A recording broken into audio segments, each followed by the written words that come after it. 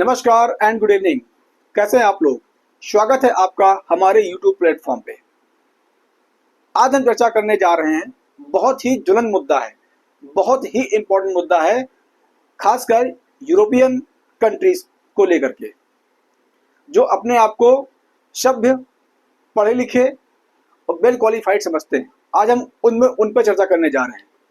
उसके पहले कुछ चीज़ें हैं जो मैं आपको बताना चाहूँगा कि कुछ लोग जो होते हैं वो यूथ को आवारा, गंवार समझते हैं। ठीक है, जो कुछ लोग होते हैं वो मतलब कि जो 18 से 25 साल तक के बीच लोग, जो स्टूडेंट मतलब जो युवा होते हैं, उनको आवारा मतलब कि आवारा, गंवार, नकारा समझा जाता है।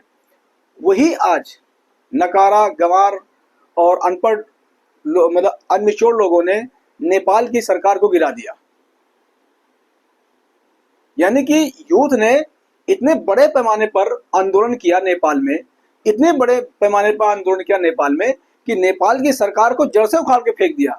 और फेंका ही नहीं, ओपी जो ओली हैं उनको अपना इस्तीफा देके भागना पड़ा नेपाल से। वहीं जो फॉर्मर प्राइम मिनिस्टर थे नेपाल के, मिस्टर पुष्पकमल दहल, उनको घर से निकाल के पीटा गया। उनकी वाइफ को घर में जिंदा जला दिया गया। वहीं जो प्रेजेंट टाइम में जो मंत्री थे, फाइनेंस मिनिस्टर थे, उनको सड़कों पर जूतों लातों से पीटा गया, चप्पलों से पीटा गया उनको। तो आज नेपाल की ये स्थिति है। इसके पहले यही कुछ स्थिति हम देख रहे थे बांग्लादेश में। और अब एक नया मुद्दा सामने आया है फ्रांस से,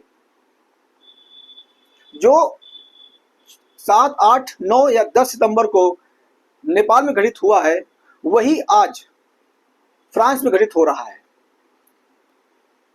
फ्रांस में केवल 2 दिन की छुट्टी के लिए इतने बड़े पैमाने पर प्रदर्शन हुआ, इतने बड़े पैमाने पर प्रदर्शन हो रहा है कि फ्रांस के प्राइम मिनिस्टर को अपना मतलब इस्तीफा देना पड़ा। और उनके खिलाफ बाकायदा पार्लियामेंट के अंदर एक नॉन कॉन्फिडेंशियल मोशन पारित कर दिया गया। मानी पारित हो गया, मतलब वो अपना मेजॉरिटी ही खो बैठे अपने पार्लियामेंट में। तो इसलिए जो फ्रांस के प्रधानमंत्री थे, उन्होंने अपना इस्तीफा सौंप दिया है राष्ट्रपति महोदय को। अब बड़ा प्रश्न ये है कि जो वहां के राष्ट्रपति हैं मिस्टर इमैनुअल मैक्रोन, अब वो अपनी सरकार को कैसे बचाते हैं, क्या हथकंडा अपनाते हैं, क्या दो धाई तलवार यूज करेंगे जिससे कि उनकी सरकार बच जाए। अच्छा, चलो ये तो कोई बड़ी बात नहीं। बड़ा मुद्दा यह आखिरकार इतने बड़े जो 3 देश हैं, उसके साथ में एक और नया मतलब घटना घटित हुई। जापान के प्राइम मिनिस्टर ने अपना मतलब इस्तीफा दे दिया। यानी मोदी ने जैसे ही जापान विजिट किया, जैसे ही मोदी जी का एरोप्लेन जापान से मतलब कि टेक ऑफ हुआ, अगले दिन सुनने में आया कि जापान के पीएम ने इस्तीफा दे दिया। ऐसी कौन सी घटनाएं घटित हो रही हैं कि मतलब कि इसी एक ही वीक के अंदर देश के 3 टॉप लीडरशिप के इस्तीफे मतलब दिए जा रहे हैं। चाहे वो जापान के पीएम हो, चाहे वो नेपाल के पीएम हो, अब फ्रांस के पीएम के नंबर आ गया है, उन्होंने आज अपना इस्तीफा दे दिया। तो आखिर इन सब के पीछे कौन सी ऐसी पावर है, कौन सी ऐसी ताकत है जो इनके पीछे मतलब नहा धो के पीछे पड़ी है? और क्या अब भारत भी इसमें शामिल होने जा रहा है? क्योंकि जो नेपाल है वो पड़ोसी हमारा है। अच्छा, एक बात और बताना चाहूंगा कि जितने भी मोदी के करीबी हैं, जितने भी मोदी के करीबी नेता हैं, उन्होंने ही अपना इस्तीफा दिया है। चाहे वो जापान के पीएम हो, अभी हाल ही में मोदी जी ने, हमारे देश के प्रधानमंत्री आदरणीय मोदी जी गए थे जापान, वहां से $68 बिलियन का इन्वेस्टमेंट लाए थे इंडिया में, और उसके अगले ही दिन इस्तीफा हो गया। उसके बाद में एससीओ समिट गए मोदी जी, वहां पर नेपाल के पीएम से मुलाकात की। जैसे ही नेपाल के पीएम मतलब कि यहाँ मतलब लैंड हुए, उनका एरोप्लेन लैंड हुआ, उसके बाद में प्रोटेस्ट स्टार्ट हो गया, वो भी इस्तीफा दे दिया। उन्होंने तो क्या देश छोड़ दिया, मतलब वो भी मार दिए जाते। और उसके बाद में मतलब मोदी और इमैनुअल मैक्रोन के बीच में मतलब कि बहुत अच्छी घनिष्ठता मित्रता हो रही थी। दोनों बहुत मतलब गर्मजोशी से मिलते थे। जब भी दोनों लीडर मिलते हैं किसी भी प्लेटफॉर्म पे, चाहे वो ब्रिक्स हो, चाहे वो एससीओ हो, चाहे वो यूएन हो, या कोई भी इंटरनेशनल कॉन्फ्रेंस हो, मीटिंग हो, तो उसमें दोनों जो लीडर हैं काफी गर्मजोशी से मुलाकात होती है। अब नंबर उनका है। तो आखिरकार ये जो इतनी घटनाएं घटी सिर्फ मोदी के, मानी कि अगर सेंटर पॉइंट कौन है, मोदी। क्योंकि जितने भी लीडर हैं, जितने भी मोदी का अच्छा रिश्ता लीडरों से है, उनका ही इस्तीफा क्यों लिया जा रहा है, वही इस्तीफा क्यों दे रहे हैं, सबसे बड़ा मुद्दा ये है। तो इसके बारे में भारत सरकार को बहुत ही गंभीरता सोचना पड़ेगा। भारत सरकार को मेरा मानना है कि एक आपातकालीन इमरजेंसी मीटिंग बुलानी पड़ेगी ऑल पार्टी मेंबर्स की, और जिसमें डिसाइड होना, मतलब ये डिसाइड करें कि क्या ऐसी संभावनाएं भारत के प्रति बनाई जा रही हैं, क्या इसके पीछे अमेरिका की जो एजेंसी है CIA, यानी कि जो अमेरिका की जो एजेंसी है CIA, क्या ये इसमें शामिल है? क्योंकि अभी पिछले 2 महीनों से मोदी का और डोनाल्ड ट्रंप का बहुत ही डिस्प्यूट चल रहा है, यानी दोनों में अनबन है, दोनों को लेकर के एक दूसरे को देखना नहीं चाह रहे हैं, एक दूसरे को मतलब कि नीचा दिखाने की कोशिश की जा रही है। तो क्या इनके पीछे CIA है, यानी कि central intelligence agency of America, CIA,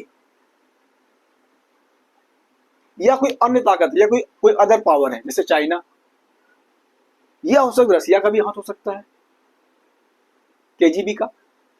क्योंकि आपको पता है कि यानी कि आज रशिया ने पोलैंड पे हमला कर दिया, एक बहुत बड़ा हमला किया, 20 ड्रोन से हमला किया है, पोलैंड पे हमला किया है। क्यों किया है? हो सकता है कि जो पोलैंड की गवर्नमेंट है, हो तो रशिया को लेकर के कुछ एग्रेसिव हो रहे हो, मतलब कि पोलैंड की गवर्नमेंट हो सकता है रशिया पर अटैक करने की कोशिश कर रहे हो, इसलिए रशिया ने रिटेलिएट किया है पोलैंड के ऊपर। तो प्रेजेंट टाइम में जो पॉलिटिक्स है, चाहे वो नेशनल लेवल की पॉलिटिक्स हो या इंटरनेशनल लेवल की पॉलिटिक्स हो, काफी गर्म है, उनमें काफी गर्माहट है, काफी आजकल एशिया और यूरोप जल रहा है, सुलग रहा है। अलगाववादियों ने इतने बड़े पैमाने पर सरकार को घेरने की कोशिश की, प्लस सरकार घेरा ही नहीं बल्कि सरकार की जो संस्था थी, चाहे वो पार्लियामेंट हो, चाहे वो प्राइम मिनिस्टर ऑफिस हो, चाहे वो प्रेसिडेंट ऑफिस हो, सबको जला कर राख कर दिया। चाहे बांग्लादेश हो, चाहे नेपाल हो। क्या ऐसी कंडीशन क्या फ्रांस में होने वाली है? क्या फ्रांस की जनता भी, क्या वहां के पार्लियामेंट, वहां का प्रेसिडेंट हाउस, वहां का प्राइम मिनिस्टर हाउस, या जो अदर जो मतलब कि गवर्नमेंट इंस्टीट्यूशंस क्या उन पर आगजनी होगी, उनको जलाया जाएगा, उनको फूका जाएगा? क्या वहां का मतलब जो इंफ्रास्ट्रक्चर क्या उसको डिस्ट्रॉय किया जाएगा?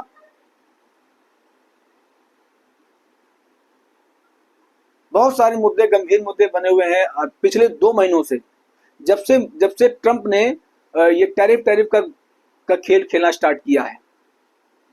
हालांकि खबर ये आ रही है कि जो अमेरिका है वो झुक गया है और भारत से जो 50% टैरिफ है उसको वो मतलब हटा देगा। लेकिन क्या क्या अगर चलो सपोज मान लिया कि चलो अभी मतलब ट्रंप ने टैरिफ हटा दिया, तो क्या इन फ्यूचर में क्या अमेरिका टैरिफ लगा नहीं सकता है? लगा सकता है, क्योंकि उसको 3 कंडीशंस उसको भारत को फॉलो करनी पड़ेंगी, तभी तो हटाएंगे। तो बहुत ही दिलचस्प पॉलिटिक्स चल रही है इंटरनेशनल लेवल पर। आई होप भारत को इससे सबक लेते हुए भारत पे मतलब भारत की जो सरकार है उसको इस मतलब कि इसको एनालाइज करते रहना चाहिए। काफी जो भारत की जो मतलब इंटेलिजेंस एजेंसी है, चाहे वो आपकी रॉ हो, चाहे वो IB हो, चाहे आपका या CBI हो, इनको एक्टिव मोड रखना चाहिए प्रेजेंट टाइम में, क्योंकि ऐसी ही कुछ घटना हो सकता भारत में होने वाली हो, क्योंकि अगला निशाना मोदी है। मेरा मानना यह है कि अगर CIA ये सब करा रही है तो हो सकता है अगला निशाना भारत हो या मोदी जी हो, हमारे प्रधानमंत्री। तो मैं रिक्वेस्ट करता हूं मोदी जी से और भारत सरकार से कि इस जो विषम परिस्थिति चल रही है, ये जो गंभीर मुद्दे बने हुए हैं, इस पर सरकार की नजर पैनी नजर होनी चाहिए, ताकि भारत में ऐसा कोई घटना घटित न हो।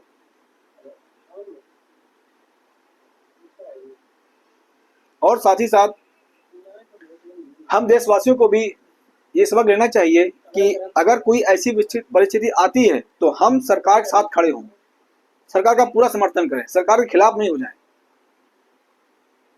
क्योंकि अहिंसा से कुछ नहीं मिलेगा। अहिंसा सिर्फ बर्बाद करती है, मिटाती है और केवल नुकसान करती है। वहीं संविधान से चलोगे तो आपको सब कुछ मिलेगा, आपको न्याय मिलेगा, आपको इक्वलिटी मिलेगी, आपको फ्रेटर्निटी मिलेगी, आपको राइट्स मिलेंगे, आपको मतलब एम्प्लॉयमेंट मिलेगा। लेकिन अगर आप अहिंसा का रास्ता अपनाते हैं, जैसे कि हमने देखा नेपाल में, तो ये रास्ता ठीक नहीं है, क्योंकि हम गांधी के देश हैं, हम गांधी को मानते हैं, हम पटेल जी को मानते हैं, हम सुभाष चंद्र बोस को मानते हैं, हम भगत सिंह को मानते हैं, हम नेहरू जी को मानते हैं, जिन्होंने अथक प्रयासों से देश को आजाद कराया। और आजादी नहीं कराया, बल्कि एक ऐसा प्लेटफॉर्म दिया भारतीय जनता को कि आज हम विश्व की चौथी सबसे बड़ी अर्थव्यवस्था है। ये आसान बात नहीं है, 75 सालों में देश की विश्व की चौथी बड़ी अर्थव्यवस्था, जहां ब्रिटेन, फ्रांस जैसे, जर्मनी जैसे विकसित राष्ट्र को हम टक्कर दे रहे हैं। तो अगर ऐसी घटना घटित भारत में होती है तो आप लोग सावधान रहिए, सतर्क रहिए और सरकार का पूरा साथ दीजिए। यही बस आपसे एक रिक्वेस्ट, निवेदन करना चाहूंगा, क्योंकि हमें आज़ादी बहुत मुश्किल से मिली है। इसका सम्मान और इसका सम्मान होना चाहिए। तो इसी तरीके से हमारे वीडियो को देखते रहिए। आपका बहुत धन्यवाद। जय हिंद, जय भारत।